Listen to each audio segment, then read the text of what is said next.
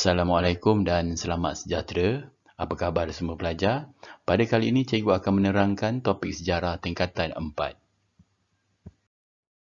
Cikgu akan menerangkan bab 1, warisan negara bangsa, iaitu dua subtopik dalam bab 1. 1.1, latar belakang negara bangsa sebelum kedatangan Barat. 1.2, ciri-ciri negara bangsa Kesultanan Melayu Melaka. Asas negara bangsa telah muncul dengan kemasyhuran kerajaan alam Melayu sebelum kedatangan Barat. Proses pembentukan negara bangsa mengambil masa yang lama dan melalui beberapa tahap berdasarkan sesebuah kerajaan. Antara kerajaan alam Melayu yang terkenal dan hebat seperti Kerajaan Funan, Champa, Kedah Tua, Majapahit, Gangganegara, Angkor, Sriwijaya telah menunjukkan ciri-ciri negara bangsa. Ciri-ciri negara bangsa kerajaan tersebut telah diwarisi oleh kerajaan alam Melayu selepasnya seperti Kesultanan Melayu Melaka dan diteruskan lagi oleh Kesultanan Johor Riau. Terdapat 4 ciri negara bangsa kerajaan alam Melayu yang perlu diketahui oleh pelajar, iaitu raja, undang-undang, wilayah pengaruh dan rakyat. Kita lihat ciri negara bangsa kerajaan alam Melayu yang pertama, iaitu raja. Raja merupakan tonggak utama kerajaan. Para pembesar membantu memperkukuhkan kedudukan raja.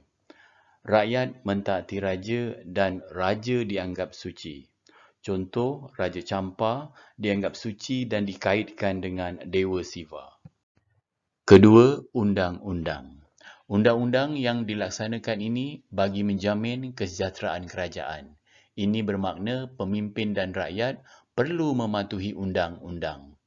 Undang-undang ini terpakai di seluruh wilayah pengaruh sesebuah kerajaan. Ianya menjadi panduan dalam pentadbiran kerajaan. Contoh, Kerajaan Majapahit mengamalkan Undang-Undang Kutara Manawa. Ciri ketiga negara bangsa kerajaan alam Melayu ialah wilayah pengaruh. Apa itu wilayah pengaruh, pelajar? Wilayah pengaruh merupakan kawasan yang rakyatnya menerima dan memperakui pemerintahan seseorang raja. Contoh, Kerajaan Funan mempunyai wilayah pengaruh yang luas dari Sungai Mekong, Teluk Chamran, selatan Myanmar sehingga ke Segenting Kerah. Keempat, rakyat. Dalam sesebuah kerajaan mestilah mempunyai rakyat. Rakyat merujuk penduduk di sesebuah wilayah yang setia kepada raja dan tidak menderhaka. Contoh, rakyat Kerajaan Sriwijaya membuktikan kesetiaan mereka kepada Raja Sriwijaya dengan upacara kesetiaan dan meminum air sumpah. Bagi memudahkan pelajar mengingati ciri-ciri negara bangsa kerajaan alam Melayu, cikgu menggunakan perkataan akronim rupa. RUPA. R merujuk kepada raja, U undang-undang, P wilayah pengaruh, A rakyat. Diharapkan kaedah ini dapat membantu pelajar untuk meningkatkan lagi penguasaan dalam subtopik ini. Sebenarnya pelajar juga boleh menggunakan cara sendiri untuk mengingati fakta atau isi berkaitan topik-topik yang terdapat dalam buku teks sejarah tingkatan 4. Baiklah para pelajar, cikgu teruskan pembelajaran untuk subtopik yang kedua, 1.2, ciri-ciri negara bangsa Kesultanan Melayu Melaka. Kita sedia maklum, Kerajaan Kesultanan Melayu Melaka merupakan sebuah kerajaan yang hebat dan berpengaruh di rantau alam Melayu pada suatu ketika dahulu. Menerusi ciri-ciri negara bangsa yang diwarisi Kesultanan Melayu Melaka, ianya memberi gambaran yang jelas tentang kepentingan pembinaan dan perkembangan sesebuah negara bangsa.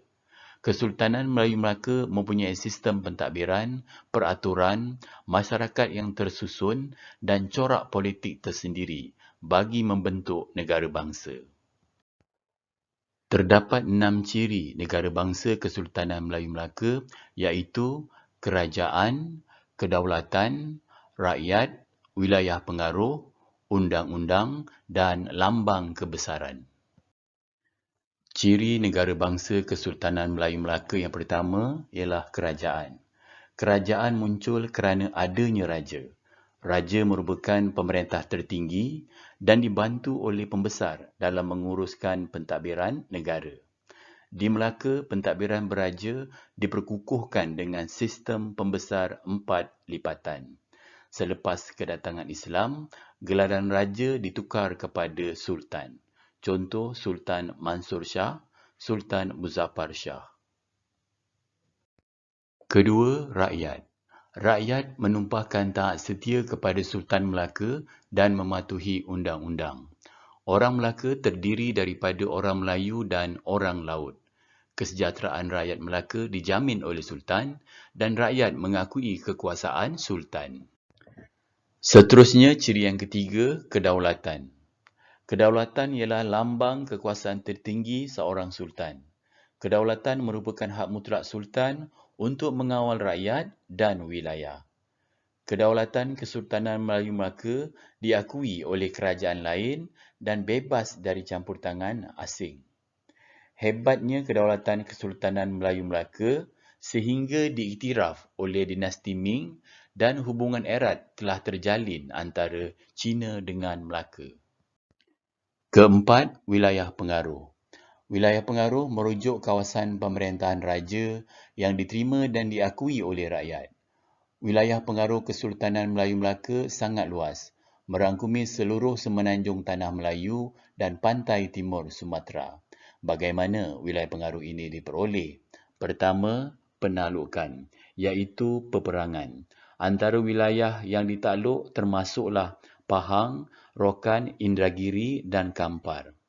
Kedua, naungan, iaitu wilayah yang menerima ketuanan Kesultanan Melayu Melaka sama ada melalui perkahwinan atau persahabatan.